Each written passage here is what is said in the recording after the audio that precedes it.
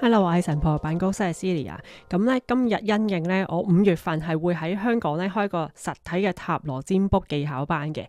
咁咧我教授嘅塔羅班咧，其實就係相當實用嘅，因為咧可以喺譬如啦，而家面前你見到4個選擇，可以喺一隻牌裏邊咧，其實你已經睇到大概一啲意義噶啦。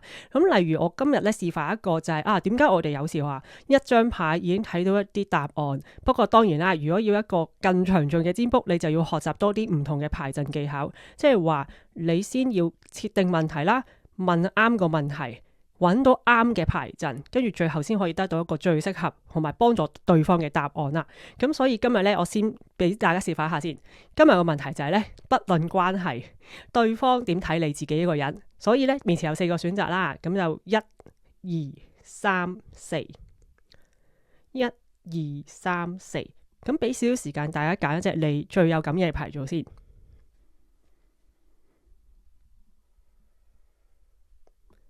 好啦，咁我諗應該都 OK。如果你覺得未揀定咧，麻煩都係停一停先再揀。好啦，咁我示範一下咧，其實點解我哋塔羅牌咧會有一個即係睇到對方諗法嘅一個意義咧，就係因為當我哋嘅潛意識咧投毒咗喺呢個牌上咧，其實你係好容易讀翻隻牌潛意識反映對方嘅真正諗法。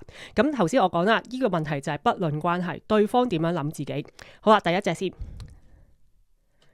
咁咧，呢個咧其實係一個我哋叫做小塔羅牌其中一張啦，叫做權杖女王。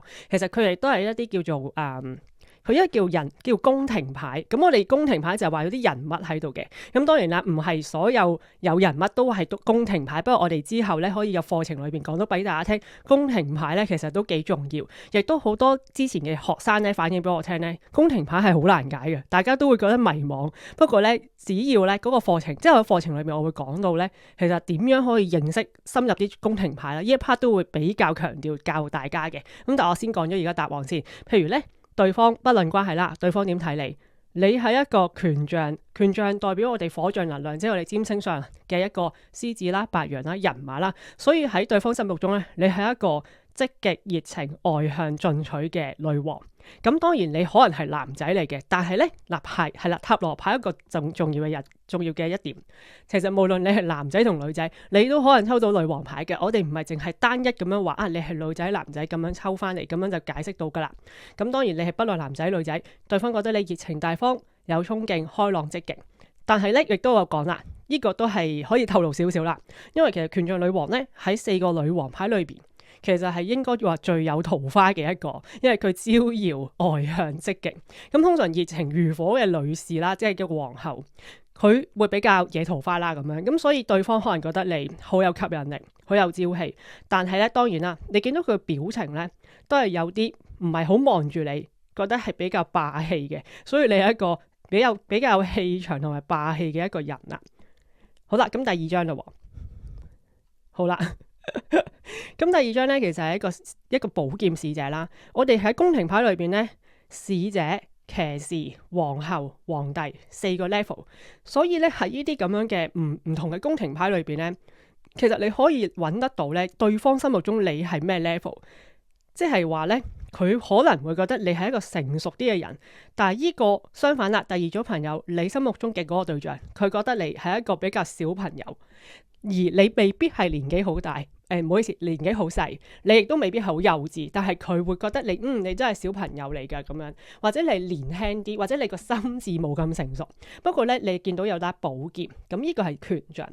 其實寶劍咧就係對應我哋風能量，即係雙子、天秤、水瓶啦。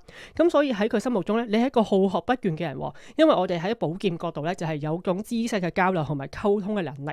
所以其實咧，你係一個願意開放自己，去開放自己頭腦去同人溝通，或者即係你嘅心智交流好強嘅一個人，同埋你一個勇於學習嘅人，喺佢心目中你就係咁嘅形象啦。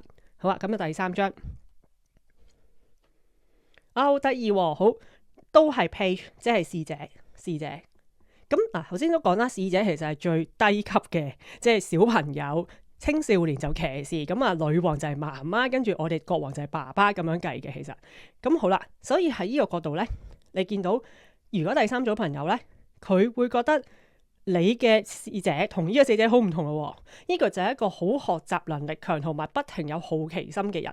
咁呢個都有好奇心，但係由於佢係權杖啦，同呢個一樣。其實權杖係對應火能啊，所以佢有少少好似望住嗰個權杖嘅頂頭啦。佢唔係好理會你，因為佢係好自我嘅。呢個火象嘅小伙子係好自我，所以對應咧喺對方心目中咧，其實你都係一個自我嘅人。但係咧，你有啲少少不知天高地厚。但係呢個並不是係完全負面，就係佢覺得你咧好得意啊，即係有啲啱啱初出茅廬咧，好有熱情、好有朝氣嘅小伙子，係啦，其實都唔係負面嘅。咁就係佢喺你喺佢心目中嘅形象啦。咁最後一隻啦，就係呢個跟住聖杯五。OK，咁咧嗱，呢個宮廷牌啦，咁啱我真係今日 random 抽嘅。其實咧，呢三隻都係宮廷牌。好啊，咁但係第四隻呢個，其實佢係一個小塔羅，就係聖杯牌有10隻啦，宮廷牌就聖杯加埋就14隻啦吓咁樣。咁其實佢第5隻咧，我哋5號仔其實有一種叫做不祥嘅意味嘅喺塔羅牌裏邊，逢係5字都唔太好噶啦。講真，好抽到聖杯5咧，呢個人係咪好似我哋其實有時睇意象都可以幫到自己解牌，好似有一個擰住面啦、冇嚟心機啦、好失落啦、好失望嘅狀態啦，仲有2個聖杯係擺直嘅，跟住3個聖杯係倒咗落嚟嘅，啲水倒晒落嚟，佢好似好傷心失望咁。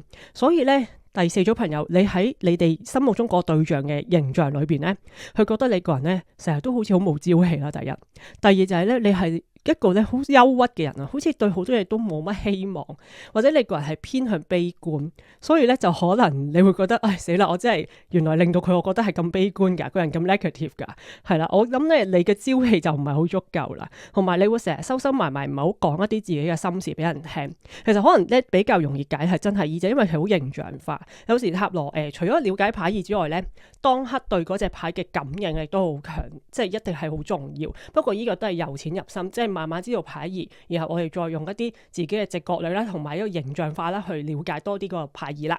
咁所以咧，其實都要講翻先。如果咧喺嗰個呢個塔羅課程裏邊咧，希望大家咧，如果真係有參加咧，係學到一啲好實用嘅技巧，可以話俾你聽用咩牌陣啦，用咩方法問問題啦。其實點搞清個問題好重要嘅。好啦，咁啊今日咧就介紹俾大家知道咩叫少少嘅塔羅技巧啦。其實4個牌已經可以見到好多嘢啦。好，多謝晒大家睇啊收看，拜拜。